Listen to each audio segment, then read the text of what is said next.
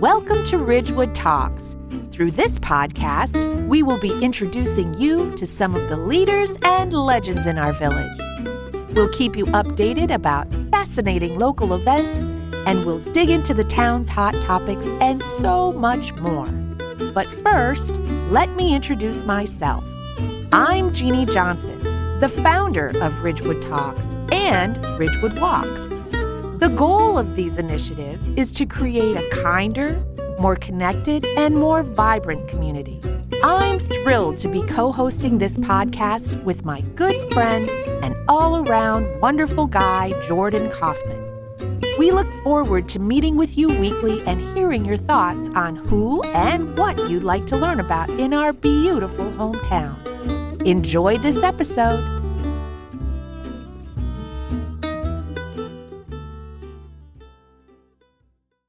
Hi, Jordan. It's so good to be with you again. And it's even better to bring good news to the community about our wonderful sponsor for today's show, the Ridgewood AM Rotary. For those of you who aren't in the know, Rotary is an international network of leaders and problem solvers who unite and take action to create lasting change in the world. And they start in communities just like Ridgewood. I am a former member of our local chapter, and Jordan, you are a current member and a past president. So I think it's safe to say it's one of the most rewarding organizations to which we've given our time and talent. And I would encourage everyone to consider becoming a member because Rotary does really, really good work. Wouldn't you say, Jordan? Oh, yeah, for sure. And I think it's also a fantastic way to learn a lot about what's going on in the town because it's got a lot of leaders and influencers and people who are involved in local volunteer and charity efforts. So it's just a great way to learn more about the community. And in fact, our two guests today happen to be members of Ridgewood AM Rotary. So we're in good company here. I'm so excited. We're going to be chatting with Mayor Paul Vagianos and Deputy Mayor Pam Perron today. And our topic is the closing of our beloved movie theater. Go ahead. I mean, this is the movie theater I grew up going to when I was a kid. This was, you'd be in middle school and, you'd have you'd save up some of your allowance and, you'd go down to Horse Feathers and buy some weird stones or, bracelets and then go to the movies afterwards. And your parents would pick up Hunan Villa, which is no longer here, but was the best Chinese food place in the surrounding area. And then you'd go home and have that. So, yeah, there's a lot of fond memories, I think, that a lot of the residents have on the movie theater and, the role it kind of played. Yeah, it was same, I think everybody can relate to this. It's sort of a rite of passage for our kids that, when they reach a certain milestone of maturity and independence, that they can go to the movie theater with their friends. And yeah, it's really a sad day. So I'm really excited to hear about what took place there, what is going to take place, and so on and so forth. So without further ado, Paul Vagianos and Pam Perron, thank you for being on our show. And Pam, I'm going to just throw this first one out to you. Why in the heck were we so blindsided by this? It came up really suddenly, didn't it? Not really. The owners, which is BowTie Partners, they've held this property for more than 10 years, and the streaming services have made it so difficult for independent movie houses to stay afloat. Arguably, they held on to this longer than they should have, but they had to face facts and now they had to close their operations. It's an opportunity, actually, to revitalize the whole operation. They may keep it and rebuild it into something that still serves our community. They really hope to do that. They're keeping their options open, but they might be able to build it into a performing arts center as well. So it's sad, but it's a very exciting time. So Paul, I want to ask you, in terms of the announcement, were you a little bit blindsided by the announcement? Blindsided is not the term that I would use. They announced that it was closing.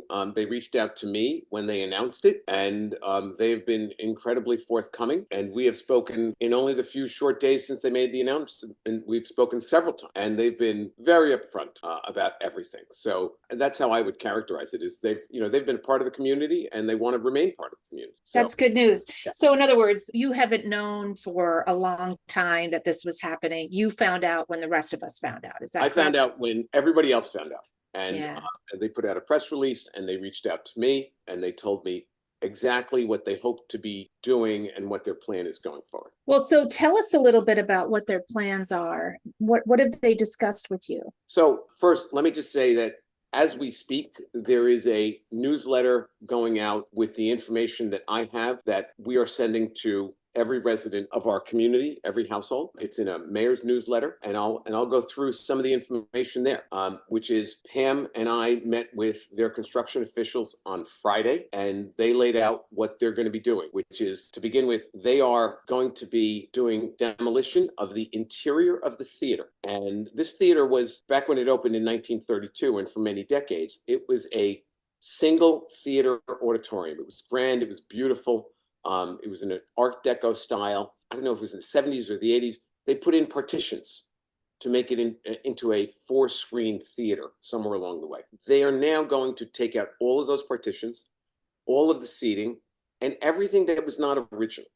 And they're going to turn it into what it initially was, which is a single theater auditorium.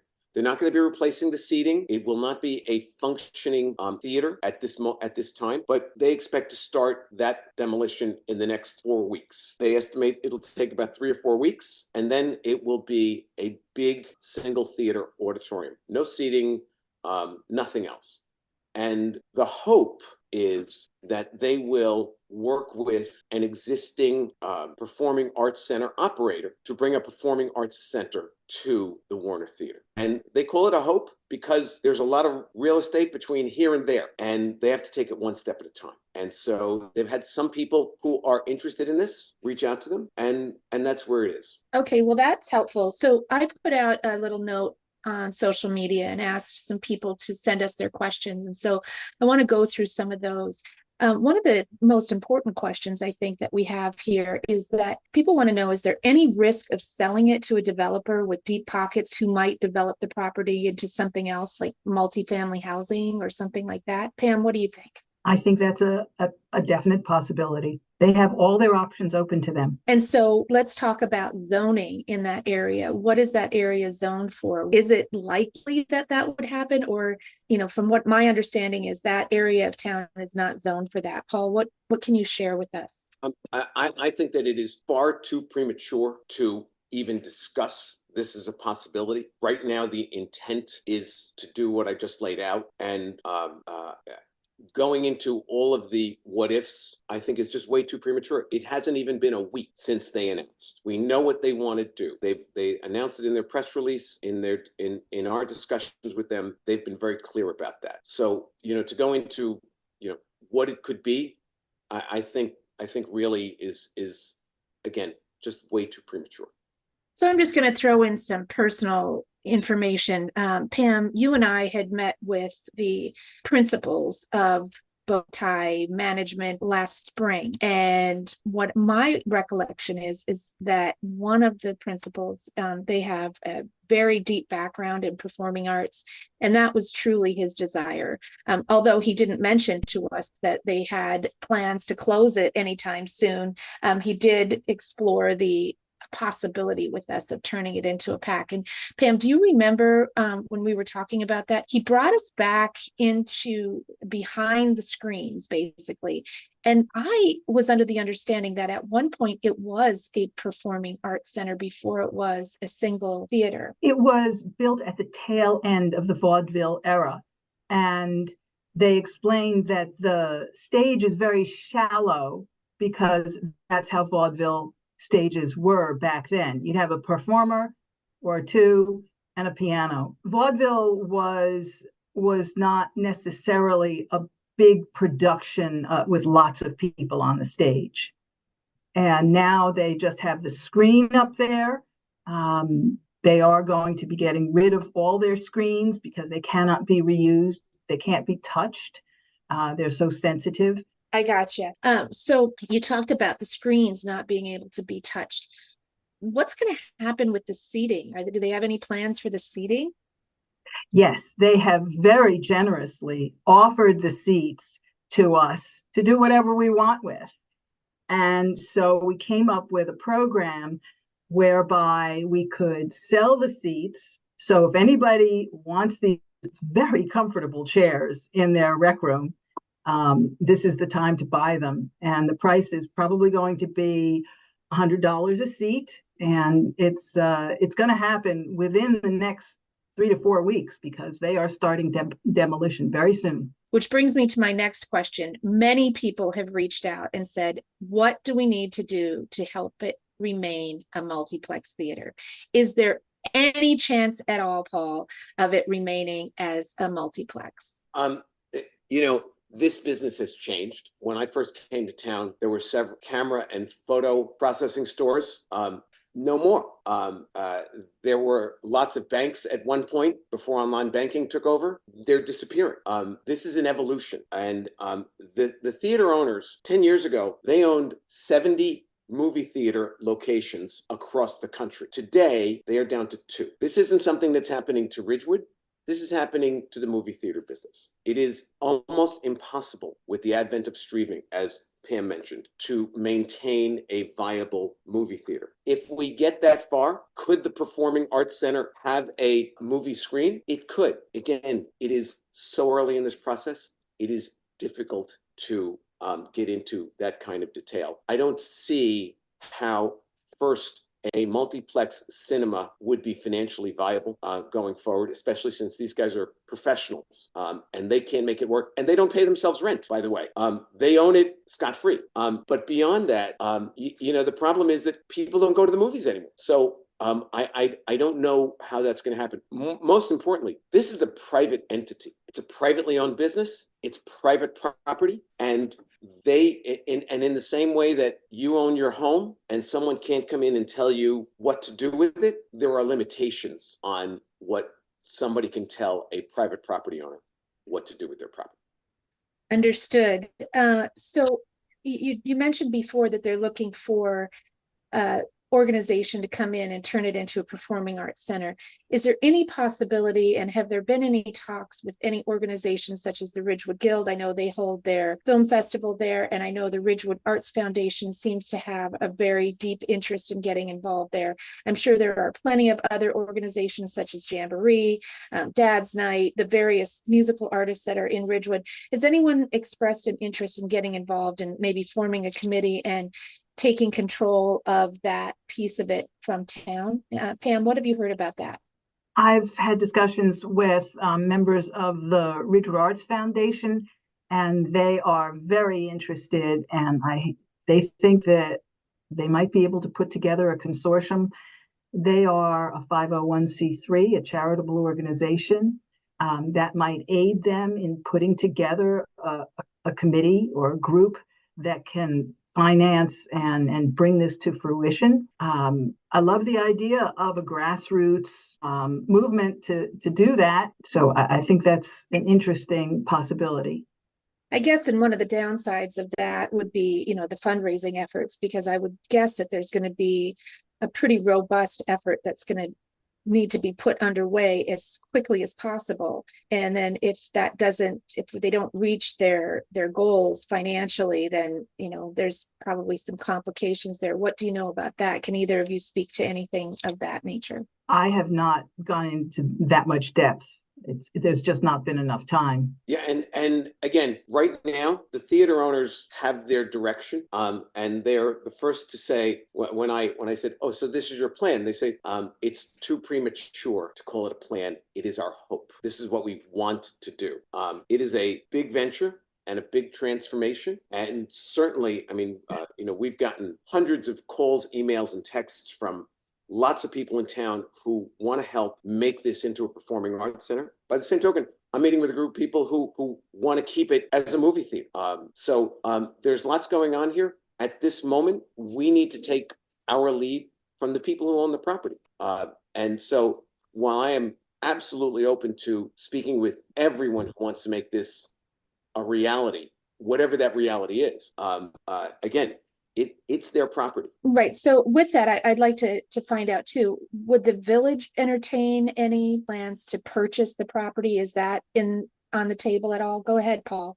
At this point, there are no plans for the village to purchase this property. So you're really hoping that some nonprofit type of organization that has familiarity in performing arts centers would take over this venture and partner with the BowTie entities. Is that correct? What I would love to see is a professional organization that knows what they're doing come in here and make this a performing arts center that is of such high quality that people come from everywhere around.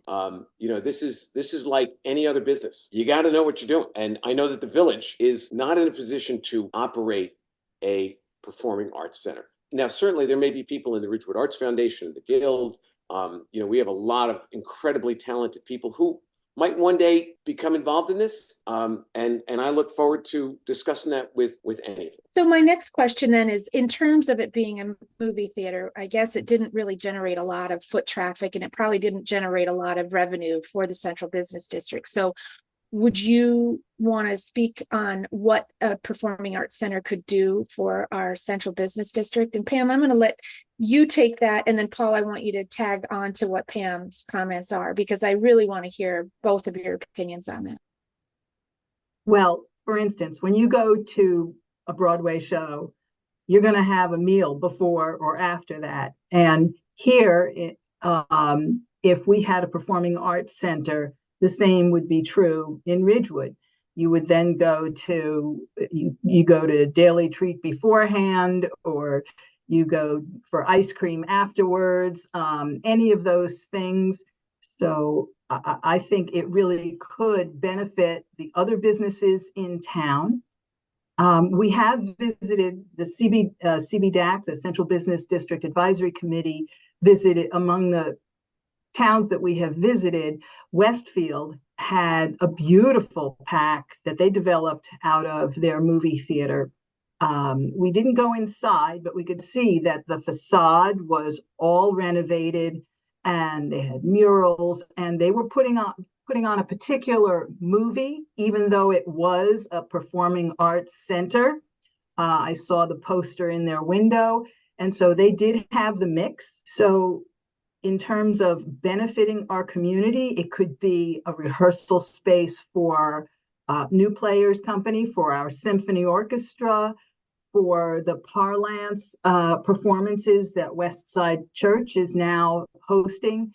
There are many performance groups in town that could take advantage of it. So for the arts community, it could be wonderful. You could have exhibits there. I think it would be great. And it could have a multi-purpose use. Maybe there are studios for artwork to be created, that sort of thing. It's a big place. It's a very large place. I think all this, it was 22,000 square feet. So what's that in acres? Not quite a full acre, right?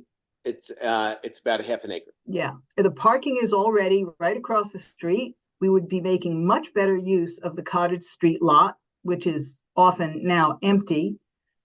So I can see it really adding also to that end of our business district, down towards Maple Avenue. I think it will reinvigorate that end of East Ridgewood Avenue. Paul, what are your thoughts on how it might breathe some life into our CBD?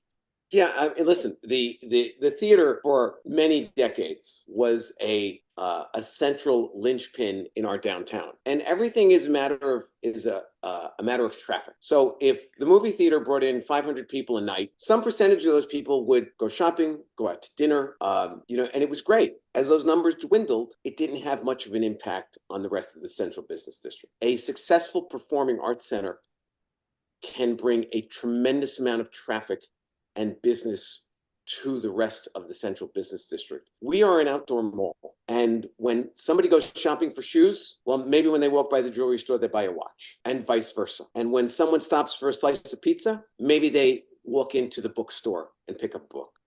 We are together because everyone helps everyone else. A performing arts center has the potential to bring in a lot of foot traffic that can have a very, very positive impact on the rest of the central business district. So can I tell you what my dream is? By all means. My dream. Wait, could we stop you? No, you cannot stop me.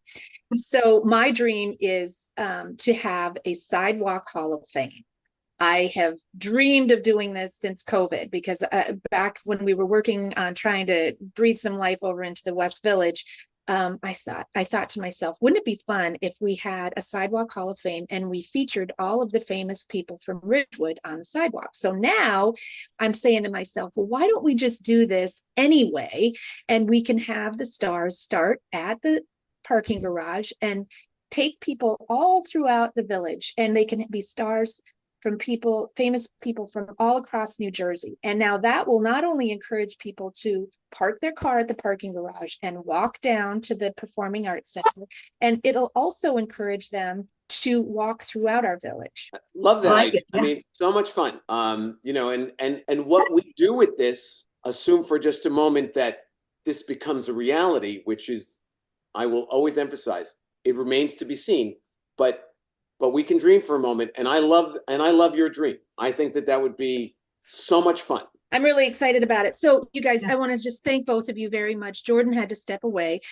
So I'm going to just, on behalf of both of us, thank you for being here. And I want to give you each an opportunity to bring up any other topic that you might want to mention. I know, Paul, you did do a State of the Village announcement at the last Village Council meeting, and you sent out a mailing. So for those of you who are listening, and if you're not already on that mailing list, I'd like one of you to tell our listeners how they can sign up for it, and then also share any other details about other issues if you'd like. Sure. Look, we are focused on communication, getting the word out on what's going on at Village Hall. And a very recent thing that we are exceptionally proud of is Standard & Poor's just checked our bond rating and issued us what we have had and maintained, which is a AAA bond rating, which everybody doesn't have, and we work very hard to maintain. So that is our latest piece of good news going forward. And I would add that we have a brand new website, and it's very user-friendly, much quicker than the last one was, and we are still making tweaks to it. So poke around, see if you can find what you're looking for.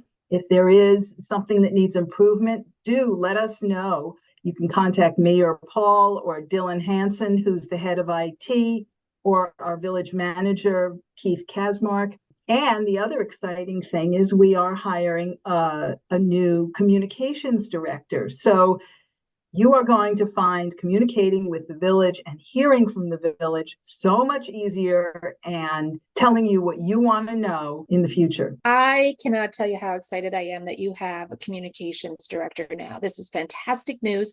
And again, for those of you who have not signed up for the village notices, please do so. And if you have not received your hard copy calendar, please get that, because it is absolutely beautiful and it is chock full of information. And Jeannie, you've been talking about a public information officer for years. Thank you for recognizing that. Yes, I have been talking about it for years. So I'm really thrilled. And can we make the announcement of who it is? Can we tell our listeners? Absolutely. Okay, Absolutely. Go ahead. It is a local Ridgewood resident who comes to us with incredibly good qualifications. The fact that she is a resident is just a bonus, because she would have gotten the job wherever she came from. Her name is Carol Bielkowski, and she begins, I believe her start date is February 10th. And we are so excited because, again, the goal now is get information to the residents. We do a lot of good stuff at Village Hall. We had a really good year, got many goals accomplished. We're looking forward to another big year. But the residents are the shareholders. They need to know where their tax money is going. Thank you so much. This has been a very informative episode of Ridgewood Talks. And I thank you so much for taking time to talk to us today. And I guess what we all have to just say is rest in peace, BowTie Cinemas. You're not going to come back no matter how hard we try, but we can make some excitement in town if we rally behind the idea of a performing arts center. And Jeannie, I wanted to thank you and Jordan for what you do, putting information out to our residents. and keeping them in the know. It's just great. Thank you. Yep. Thank you, Jeannie. We really appreciate it. Well, we appreciate you too. Thanks, you guys. We'll talk again soon. All right. Be well, everybody. Bye-bye. Bye-bye.